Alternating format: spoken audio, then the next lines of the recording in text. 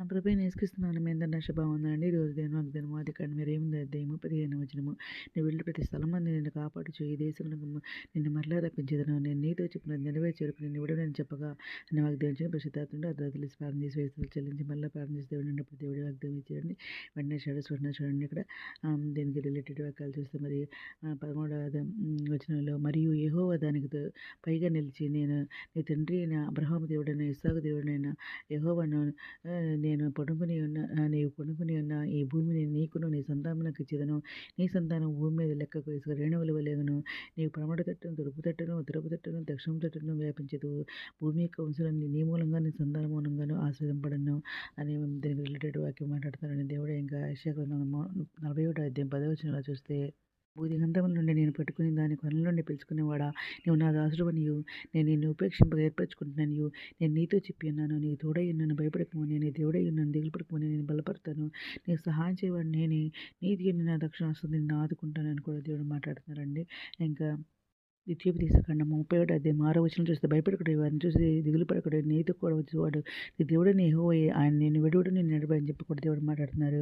ఇంకా హెబ్రీ పత్రిక 13వ అధ్యాయం 5వ వచనంలో చూస్తే ధనాపేక్ష లేని వారే మీకు కలిగిన వాటితో తృప్తి పొంది ఉండుడి, నిన్నేమాత్రం నిన్ను ఎన్నడూ నేను ఎడబాయనని ఆయనే చెప్పింది కదా అని చెప్పేసి కూడా దేవుడు మాట్లాడుతున్నారు. ఇంకా 1 కొరింథీ పత్రిక 10వ అధ్యాయము 13వ వచనం అండి.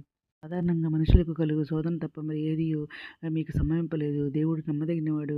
మీరు సహింపగలిగిన కంటే ఎక్కువగా ఆయన మిమ్మల్ని శోధింపబడనీయడు. అంతేకాదు సహింపగలుగుటకు ఆయన శోధనతో కూడా తప్పించుకునే మార్గం కలుగజేయును అని అంటున్నారండి. ఈ వాగ్దానాలు దేవుడు ఎల్లప్పుడూ కూడా తన ప్రజలతో ఉంటానని, వారిని కాపాడుతానని, మరియు తన కష్టాల్లోనూ మరి నేను తోడుగా ఉంటానని ఈ వాగ్దానాన్ని మనకి ఈ వాగ్దానం నెరవేరుస్తానని ఈ వాగ్దానాన్ని ఇస్తున్నాను. దేవుడు దీనికి రిలేటెడ్ వ్యాఖ్యలు ఇస్తున్నారు. నువ్వు వెళ్ళి ప్రతి స్థలం నిన్ను కాపాడి మళ్ళీ నేను ఈ దేశానికి నేను రప్పిస్తాను, నేను నీతి చెప్పిన నెరవేర్చకు నేను విడవనని చెప్పగా అని చెప్పేసి దేవుడు దినం మాట్లాడండి.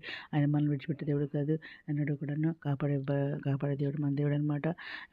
ఈ దినం అంత మంచి వాగ్దానం ఇచ్చింది దేవునికి కృతజ్ఞతలు చెల్లించుకుని ఈరోజు మనం ప్రార్థన చేసుకుందాం. మౌనద శాసక మందిర ఘనమైన నామమున గల స్తుతి స్తోత్రం ఆయన మీద ప్రపంచం ప్రతి ఒక్క పెట్టిన మీరు న్యాయం చేసుకుని ప్రతి ఒక్క బిడ్డ అవసరం తిట్టి నాకు దర్శనం కొరకొచ్చండి.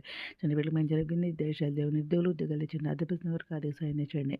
అనారోగ్యం స్వస్థపరచండి, వేదన దుఃఖం ఓదార్చండి, గంగిన వారు లేవతండి, రక్షణ దయచండి, యవనస్తులను బలపరచండి, నిద్ర రాని మీరు ఇచ్చండి, మీద సతపండకు వచ్చుకుని అతపడకుండా భాగం దయచేయమని మా ప్రభు పేరు యేసుక్రీస్తు పరిశుద్ధమైన నామమున అడిగి వేడుకుంటూ ప్రార్థిస్తాం తండ్రి. ఆమేన్.